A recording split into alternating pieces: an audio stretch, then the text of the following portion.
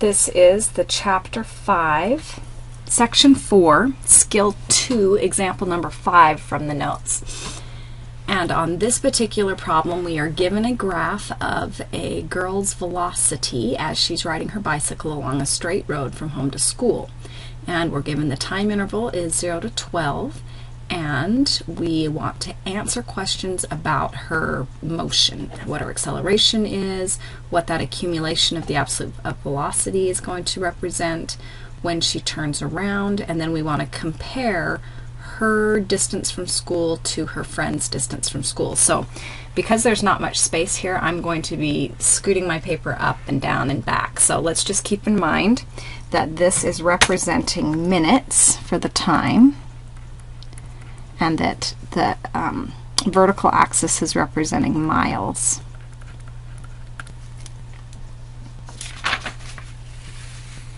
And my first question is, we want to find the acceleration of Karen's bicycle at 7.5.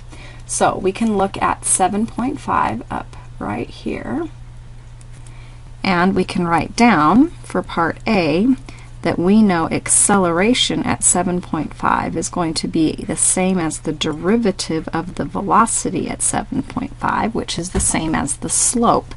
So when I did this problem, I simply read the slope. I went down 0.1 and I went over 1. So the rise over the run was a negative 0.1 miles. Oops, this is miles per minute. Miles per minute over minute, which is miles per minute squared. Now the problem with that is that I would not earn any points with the AP graders because they need to see that you are computing a secant slope or a slope itself using 2 points. So you would have to put a 0.3 minus a 0.2 over a 7 minus an 8. And if you were missing this setup or a similar setup, you would not get the point. So be forewarned that you can't read slopes off of gridded functions. You actually have to compute slopes using points. So part B says, using correct units, we want to explain the meaning of this accumulation from 0 to 12 of the absolute value of V. So based on what we learned in section 5.4 skill 2, we know that if we accumulate the absolute value, that's equivalent to the odometer reading, or the total distance that Karen has traveled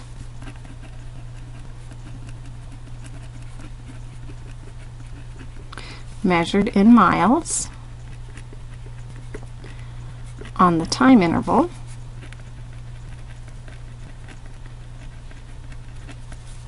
from 0 to 12 minutes. And then they ask us to actually compute what that is. So that means we need to be thinking about this being popped up and then computing that accumulation. So one of the errors that occur when people are computing these accumulations is they neglect the fact that this height of each box is a 0.1. So to avoid making that error, we are going to say that this is a 0.1 times the number of boxes that we have accumulated. So to make this easy, I'm going to see that I have 2 triangles, and they're each a 1/2 a base times a height, which is a 2 times a 2. So I have 2 of those 1/2 times 2 times 2's. And then I'm going to have nothing here. Then I see another triangle whose base is 1 and height is 3. And then I see a bunch of full boxes with some additional triangles. So I'm going to cut the triangles out and count the full boxes. I've got 1, 2, 3, 4, 5, 6, 7, 8, 9, 10, 11 full boxes.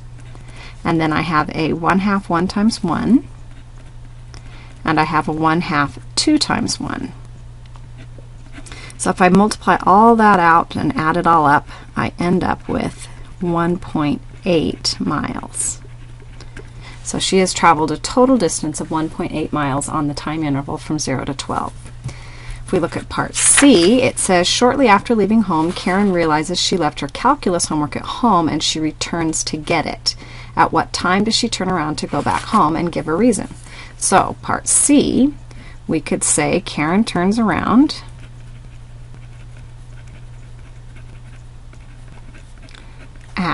time equals 2 minutes because we see that the velocity function, which says how she's moving, indicates that she's going forward toward school, and then she goes backward toward home, and then she picks up her homework, so she's not moving anywhere, and then she gets back on her bike, goes forward to school until she arrives at school. So we were above the x-axis, that means we're moving forward. Below the x-axis means we're moving backwards. So she's going to turn around at t equals 2 because v of t crosses the t-axis. Okay, final part D talks about Larry riding his bicycle along a straight road from home to school in 12 minutes, and his velocity is modeled by this new function, w of t equals 1 pi over 15 sine of pi over 12. So I'm going to write that down. W of t equals pi over 15 times the sine of pi over 12t, and he's again measured in miles per minute on that same time interval, and the question is who lives closer to school. So the distance from school to the house is actually the net distance, so we're going to compare the accumulation from 0 to 12 on w of t to the accumulation from 0 to 12 on v of t. Now, believe it or not, this problem is actually a calculator problem. Even though you could do this by hand, you don't have to. So I'm going to use my calculator to put that function into my y editor so I can integrate it really easily. So I have second pi over 15 times the sine of pi over 12 times x. Double check that it looks correct. Then I'll go to the home screen. I'm going to integrate that, sort it in y1. I'm going to integrate from 0 to 12. And I end up, did I not put it in y1? Oops, I put it in y2, sorry. So let's go back, y2, diamond enter, and I end up with a distance of 1.6 miles for Larry. And if we look at Karen, her total distance is going to be the net accumulation. So it'll be this 2 minus this 2 plus 0. So I'm really only going to have this accumulation. So if you recall, that was 3/2 for that first triangle, plus 1/2 for this triangle, plus 1 for this triangle, and then we had 11 boxes. And that will be multiplied by 0.1. So if I add that all up, I got 2, 3, 14, so that's a 1.4 miles. And we can see that Karen lives closer.